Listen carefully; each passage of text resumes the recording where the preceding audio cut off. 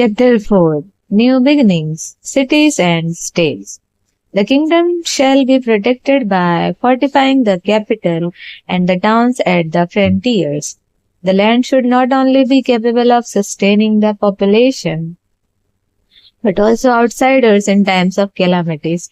It should be beautiful, being endowed with cultivable land, mines, timber forest, elephant forest, and wood pastures rich in cattle.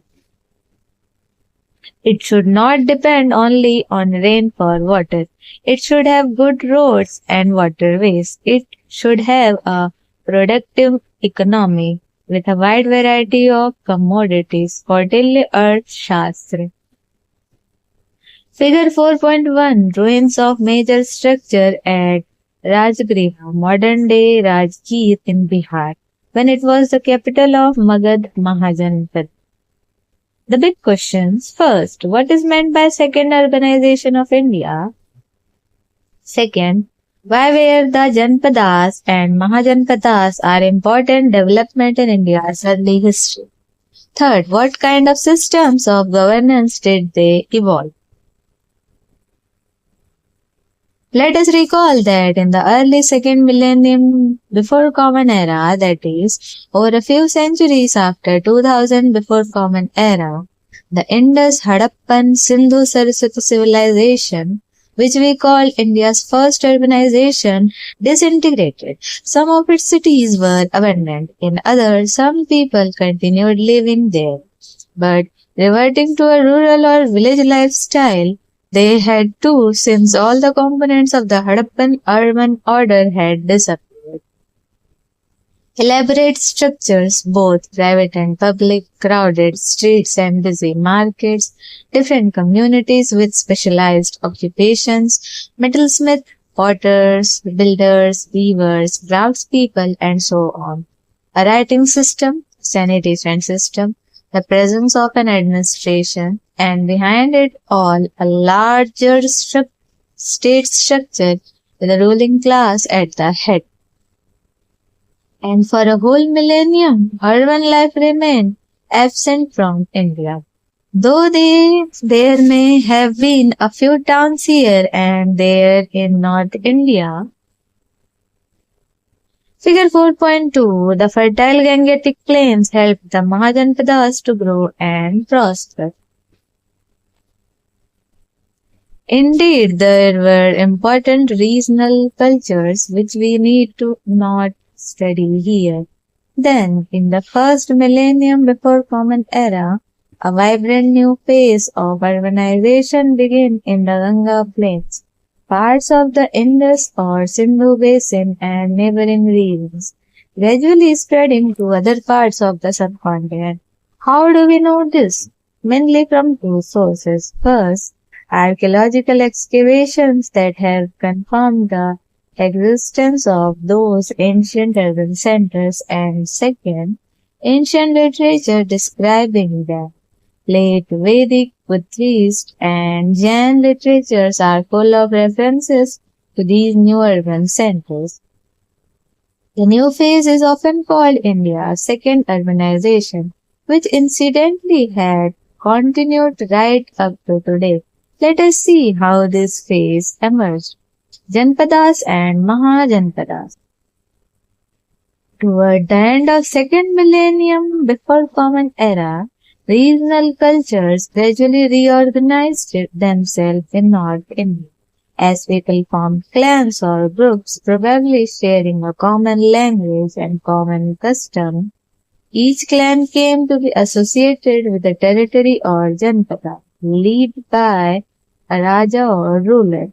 Janpada is a Sanskrit word which means where the people, Jan, have set foot, Pad, that is, have settled down.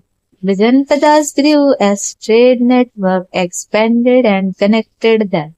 By the 8th or 7th century before Common Era, some of those early states had merged together. The resulting bigger units were known as Mahajanpadas.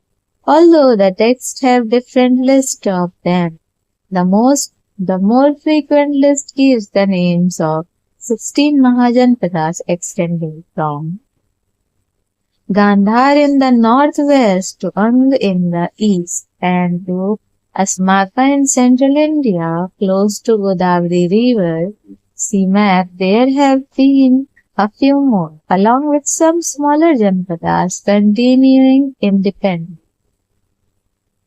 Think about it. Notice how many of the Mahajanpadas are concentrated in the Ganga plains. There are several possible reasons for this, including the growth of agriculture in fertile Ganga plains, the availability of iron ore in the mountains and hills. See below about iron and the formation of new trade networks. Let's explore. The most powerful of these new states were Magad, Kosal, Vats, and Avanti. Looking at the map, can you identify their capitals? Also, how many can you match with Indian cities of today?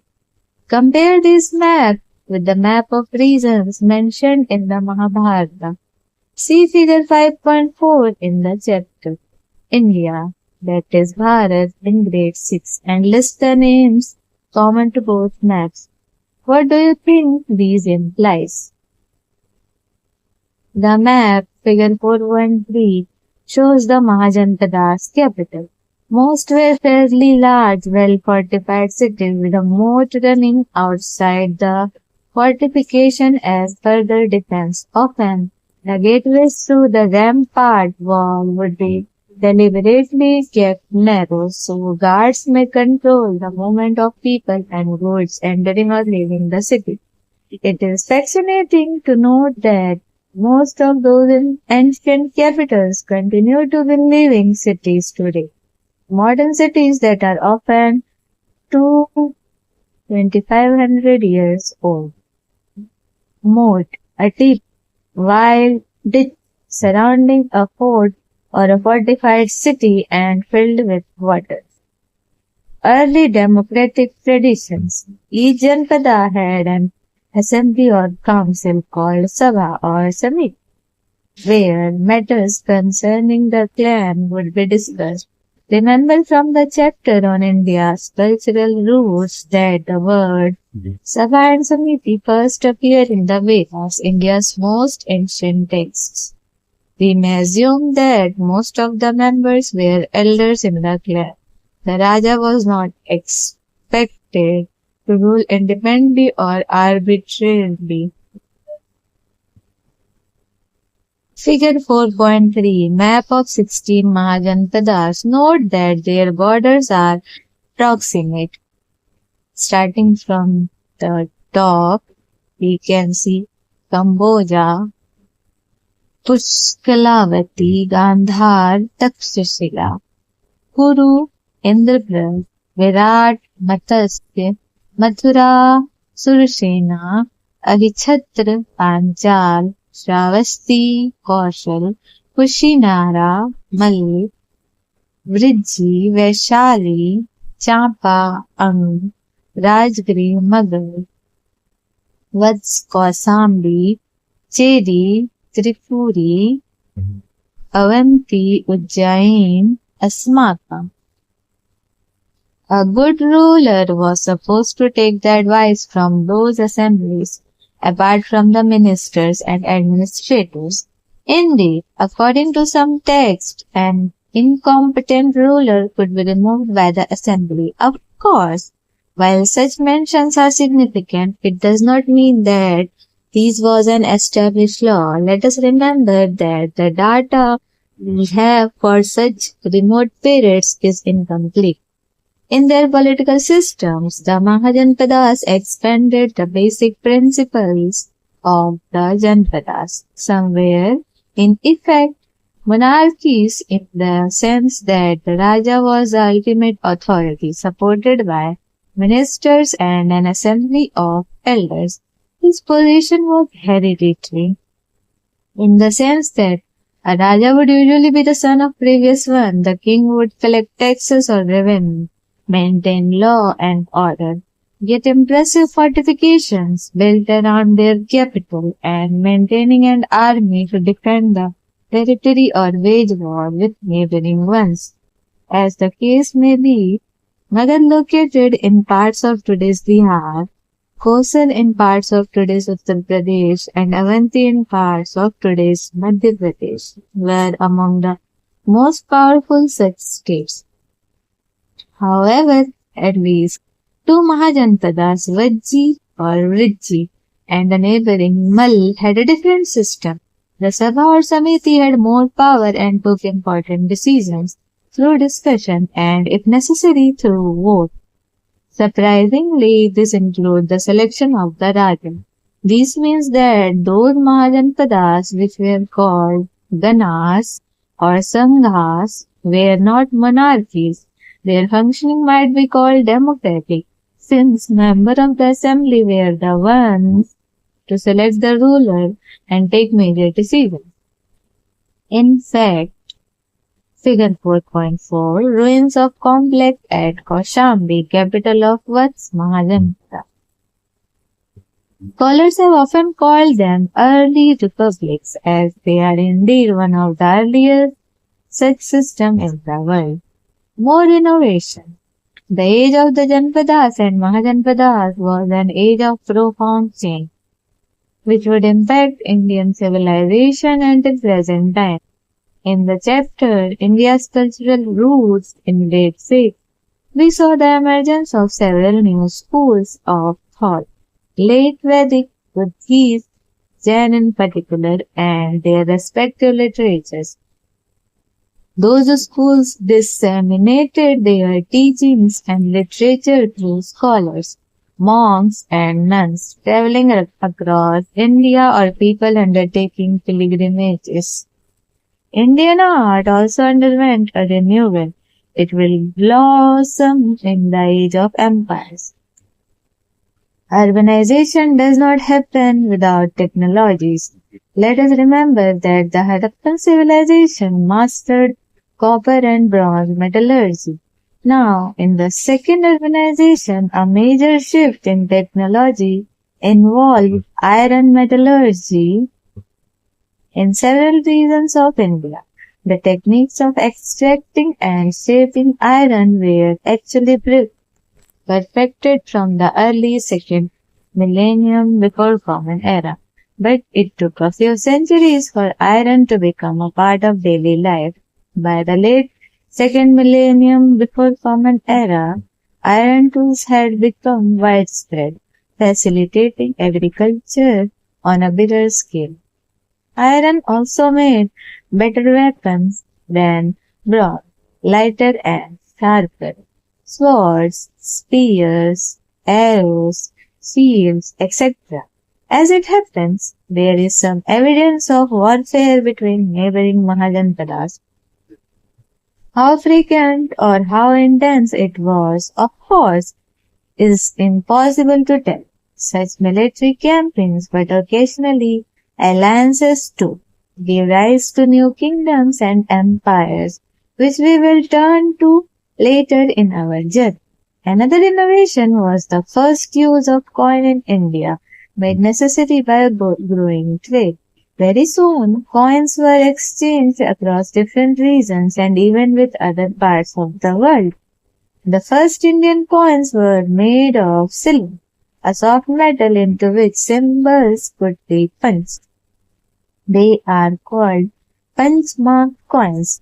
Later, coins of copper, gold, and other metals were also made. Generally, a Mahajanpada issued its own coins, but coins from neighboring regions were used as well as exchanged in trade. Let's explore.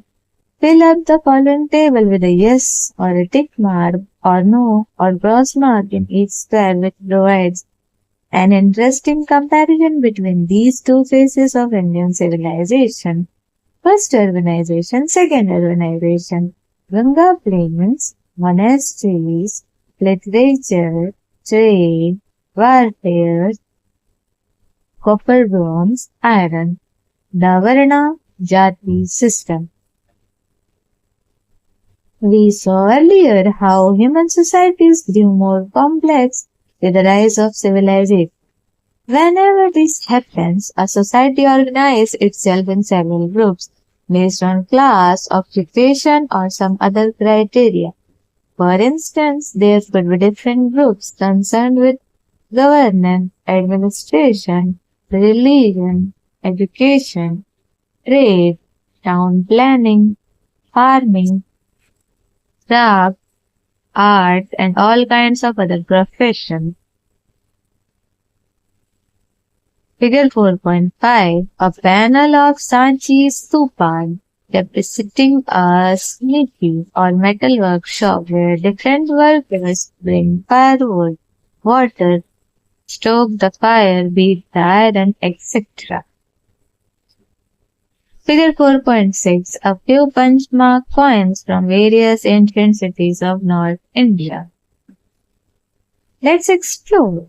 Why should a complex society divide itself into such groups?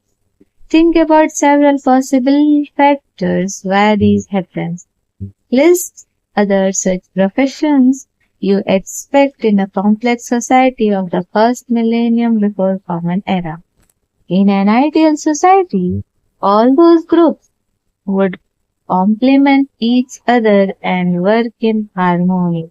But most of the time, these divisions also led to inequality. Some groups acquire more wealth, power, or influence than others. In other words, while equality is an ideal that human society have often aspired to, very few, if any, have ever achieved it. In India, the society was organized in a twofold system. One category was the Jati, a community or group of people with a specific professional occupation closely tied to their livelihood. The skill that defined a particular Jati, for instance, skill in agriculture, metallurgy, commerce, or any craft, was generally transmitted from generation to generation. Often a jati would get further subdivided into subjatis, each of which developed customs and traditions of its own, for instance, concerning marriage, rituals, or food habits. Along with the jati, there is another category, that of varna, a concept that emerged from Vedic texts. There were four varnas. Brahmins were engaged in preserving and spreading knowledge and in performance of rituals. Kshatriya were expected to defend the society and the land, and to engage in warfare if necessary. Vaishyas were supposed to increase the society's wealth through occupation of trade, business or agriculture. Finally, Shudras were the artisans, craft people, workers or serfs. Don't miss out. You may have heard the English word caste. It comes from a Portuguese word, caste, or Portuguese traveler to India in the 16th century, Common Era, tried to make sense of Indian society. While a few scholars consider caste to refer varnas, most take it to apply to jatis, yet others consider caste to refer to the whole varna jati system. There is historical evidence, both in text and inscriptions, that in the early period, individuals and communities changed their professional occupations if circumstances demanded. For instance, a long drought or some natural calamities could force a community of farmers to migrate to a city and take up other occupations, or some Brahmins would turn to trade or even military activities. These complex systems structured Indian society, organized its activities, including economic ones, and therefore gave it some stability. In time, however, the system became rigid and led to inequalities and discrimination towards the lower jatis, or some communities excluded from the Varna Jati system. These processes will be studied in a higher grade. The Varna Jati system has had a deep impact on Indian society, and generations of scholars have studied its countless aspects. There is a broad agreement that the system was significantly different, more flexible, in particular in earlier periods, and become more rigid with the passage of time, in particular during the British rule in India.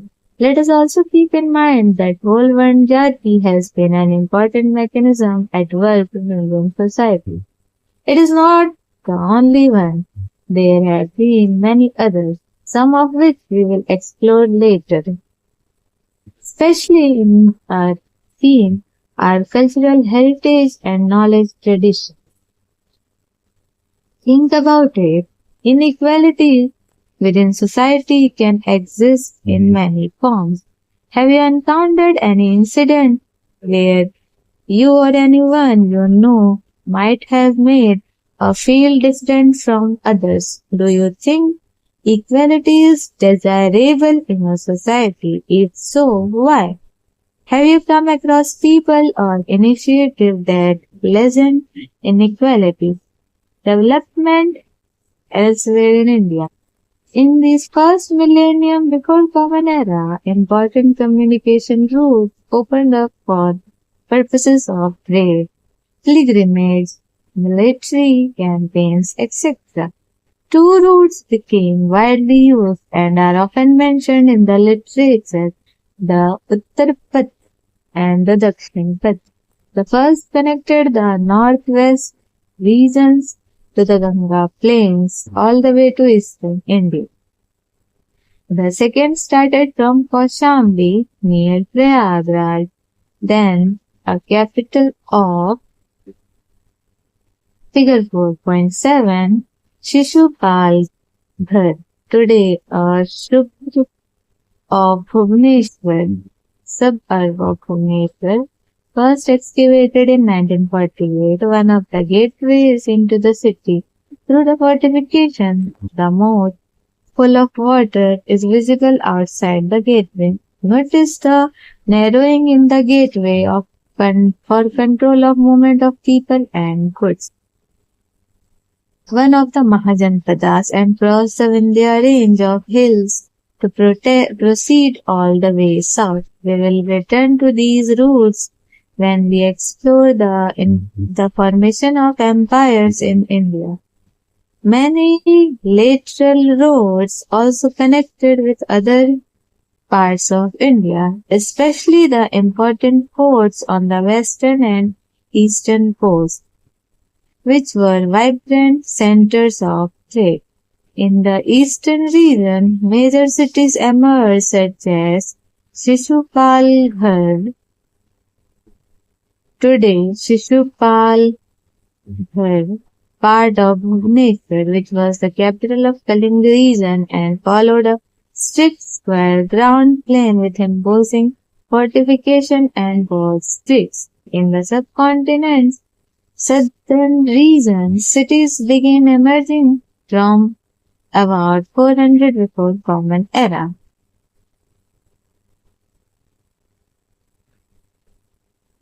Although recent excavations claim to find some signs of commercial activities going further back around this time, three kingdoms emerged: the Cholas, the Cheras, and the Pandyas. Harappan civilization, Janpadas, Mahajanpadas, timeline covering the period from 1900 BCE to 300 BCE. Figure 4.9, Shell and gemstones industry at the site of Kodumanal near Erode, Tamil Nadu.